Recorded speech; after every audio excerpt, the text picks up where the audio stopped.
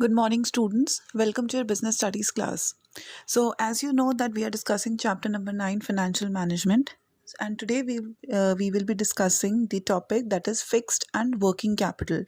We are aware, and these two terms are familiar to us as we had already studied this topic in class 11 sources of business finance about the fixed and the working capital.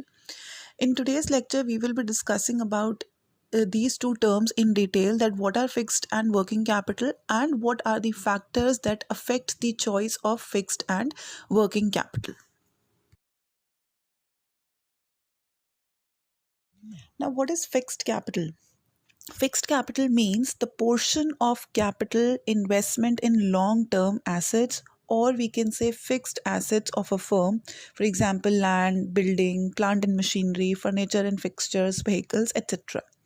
So these are also called investment or capital budgeting decision. We had already discussed this topic in this chapter only when we discussed the decisions, and it involves allocation of firms' capital to different projects or assets with long-term implications for the business. Now, fixed capitals must be financed through long-term sources of funds such as equity shares, preference shares, debentures, long-term loans, and retained earnings of the business. Fixed assets should never be financed through short-term sources. Few features of fixed capital are that they are permanently invested in business, they generate income and not meant for resale, they affect growth prospects, profitability, and the risk of the business in the long run. It involves large investment. They are financed through long term sources of finance, and they are irrevocable except at huge losses. Now, here are few examples of your capital budgeting decisions. Expenditures on basically acquisition, expansion, modernization, and replacement of assets, launching a new product line, advertising expenditure, R&D program having long-term implications. Few importance of capital budgeting decisions: long-term growth and effects. It affects the future prospects of the business. It involves large amount of funds. Risk is involved and irreversible. Now, the next that we will be studying is the factors affecting fixed capital requirements. So, these are few factors that affect the fixed capital requirement, like nature of business, scale of operations, choice of technology, growth prospects, diversification, financing alternatives, level of collaboration, technology upgradations. So, let's discuss these factors one by one. Factors affecting fixed capital requirement of a business enterprise. So you can copy down this table also. You can note down in your NCRTs also that this is a table which basically shows that where fixed capital requirement is more and where the requirement is less. So let's discuss the first point, that is nature of business. Now, the nature of business has a great impact on the requirement of fixed capital of a company. The manufacturing company requires more fixed capital as compared to trading company. For example, a manufacturing organization needs heavy investment in fixed assets like land, building, plant and machinery, etc. On the other hand, a trading firm requires lower investment in fixed assets since it does not require to purchase plant and machinery, etc. Next is scale of operations. Now, large scale companies require greater fixed asset as compared to small scale companies. For example, a large scale steel enterprise like Tata Iron and Steel Company requires huge investment in fixed assets as compared to small or mini steel plants. So various fixed assets like land, building, machinery, furnitures and fixtures are required in greater quantity in large companies. So these assets are very costly. Therefore, a large company needs more fixed capital than a small firm. Then next is choice of technique. The technique of production also affects the requirement of fixed capital. A capital intensive company needs more fixed capital, and labor intensive company requires less fixed capital. Next is frequency of technology upgradation or modernizations. So companies in which assets become obsolete sooner, so they need more fixed capital to purchase such assets. For example, companies which use assets like computer require higher fixed capital due to continuous advancement in computer technology. However, if company uses assets which are less affected by technology upgradation, like in case of furniture based companies, so they need less fixed capital. Then next is diversification plans. Now, if the company is running a business in more products than only one product, so if company chooses to diversify its operations, then it requires higher amount of fixed capital. For example, if a brick manufacturing company starts the business of, let's say, cement manufacturing, then it will need additional fixed capital to invest in land and building, plant and machinery, etc., as compared to the company those who are not having any diversification plans. Then availability of financial alternatives. Now fixed assets can be either purchased on cash basis or can be acquired on lease or hire basis. So a business organization which purchases on cash basis need heavy amount of fixed capital because you need to pay cash in hand.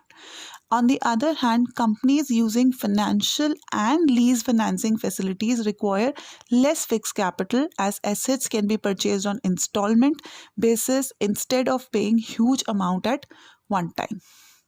Then growth prospects.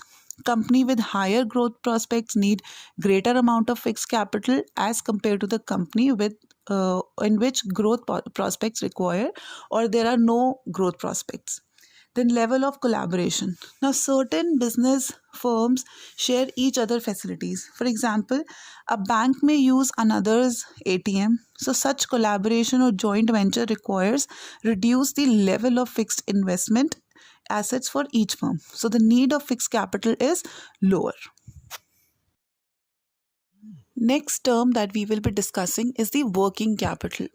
Now, working capital means the portion of capital investment in short term assets or current assets of a company. So, net working capital is the excess of current assets over current liabilities. Now, this working capital is required to sustain the operations of a business and during this period. As why? Because minimum cash balance needs to be maintained by the company. Stock of raw material will have to be stored to ensure uninterrupted production process and finished goods stocked to meet orders from customers. Then credit facilities have to be given to the customers also. So therefore a minimum cash balance needs to be maintained, that is the working capital is required. Now, what amount of working capital is required will be determined by the operating cycle of the firm. Now, what is this operating cycle? Duration of time between acquisition of supplies and collection of cash from receivables is called the operating cycle. Trading and manufacturing concerns need working capital to finance operations during this time gap. Now, excess investment in working capital will lead to blocking funds in idle assets such as cash, debtors, etc., that do not earn any returns. It will further lead to lower returns in addition to exposing the business to risks such as risk of unsold inventories or bad debts. Now, shortage of investment in working capital might lead to situation where stock is not available when required and there is no cash to finance day-to-day operations, eventually leading to loss of sale and of reputation when firm is unable to meet its debt. So therefore, adequate investment should be made in working capital depending on risk-return trade-off. Factors affecting working capital. So these are few factors that affect the working capital requirement. That is nature of business, scale of operation, business cycle, seasonal factors, production cycles, credit allowed, credit availed, inflation, level of competition, growth prospects, availability of raw materials, and operating efficiency. So let's discuss these factors one by one. Factors affecting the working capital requirements of a business enterprise. The very first factor is nature of business. Now, again, in manufacturing concern, working capital requirement is more as concerned to trading companies. For example, like let's say the nature of business has a great impact on the requirement of working capital. A trading concern or retail firms require less amount of working capital as there is no processing. That is, sales are generally made immediately upon receipt of materials. Similarly, a service organization also need less working capital as it sells more on cash basis and do not have to maintain inventories. On the contrary, in wholesale trading and manufacturing concern, substantial working capital is required because they have to convert raw materials into finished goods, sell largely on credit, and they have to maintain the inventories also. Next is scale of operation. Now, there is a direct relation between the working capital and the scale of operations. Large companies need more working capital as their inventory levels, debtors are generally high. However, companies operating at small scale require less working capital due to low level of activities. Then, business cycle. Working capital requirement is also affected by different phases of business cycle.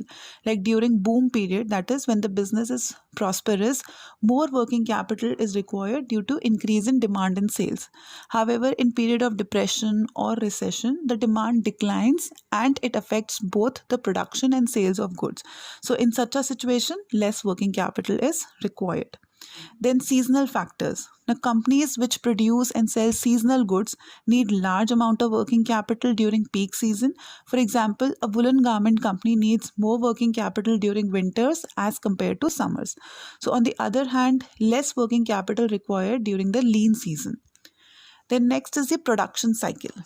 Production cycle means the time taken for converting raw materials into finished products.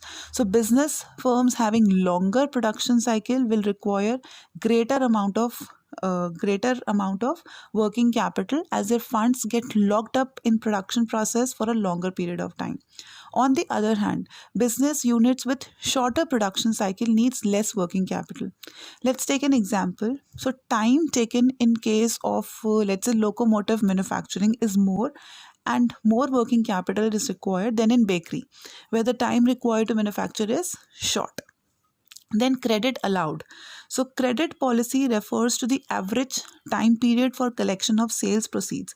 So it depends upon number of factors like level of competition in the market, credit worthiness of the company or the clients, etc. So a company which grants liberal credit to its customers need more working capital due to more debtors. However, in case of strict credit policy, less amount of working capital is required. Then credit availed. Now, terms of purchase also influence the needs for working capital. If a firm purchases raw material and other services on credit basis and selling goods on cash basis, purchasing on credit and selling on cash basis, then it will need less working capital. However, if a firm buying raw material on cash basis and sells the finished goods on credit basis, then it will require greater working capital. Then next is the operating efficiency. Now, operating efficiency determines the requirement of working capital. A company with higher degree of operating efficiency needs less working capital as it has to invest less in stock and debtors. In contrast, a less efficient company requires more working capital due to more investment in inventory and debtors. Then availability of raw materials. If raw materials and other supplies can be procured easily and continuously, then the firm will require to maintain lower stock levels because whenever you require, you can easily purchase or you can easily procure the stocks or you can raw material. So working capital requirement will be low. However, in case of non-availability or seasonal availability of raw materials, working capital requirement will be high since higher stock level needs to be required and you need to maintain higher stock level because the raw material is available or is seasonal availability is there. So therefore, you need to maintain high stock level. So working capital requirement would be more. Then and In addition, there is also a time gap between the placement of order and the actual receipt of the materials. So that is basically is also relevant. So higher the lead time, higher quantity of materials to be stored, and higher is the amount of working capital requirements. Then growth prospects. The firm with higher growth prospects need higher amount of working capital so that it is able to meet higher production and sales target whenever required. Then level of competition. If the market is highly competitive, a firm may have to maintain higher stocks of finished goods than its competitors to meet urgent orders from customers. So that orders do not get into hands of the competitors. So moreover, more credit period has to be allowed on goods sold, resulting in higher level of debtors. So more working capital is required. However, in case of less competition or monopoly position, a firm will require less working capital. Then last is inflation or rising prices. So inflation means increase in prices. So in such a situation, a firm requires more capital to maintain the existing level of production and sales. However, if the firm can raise their price proportionately, then there will be no serious problem regarding working capital. Further, the effect of inflation will be different for different firms. Like different firms have different impact of inflation, so their requirement will also be different. So, to recapitulate, we have covered today the topic requirement of fixed and working capital. So, fixed capital means a portion of capital investment in long term assets or fixed assets of a firm, and working capital means the proportion of capital investment in short term assets or current assets of a company. And we had discussed the factors affecting the fixed capital requirement and the working capital requirement. I hope you understood the topic. These are a few questions based on today's topic. Do it in your notebooks. Thank you so much, children.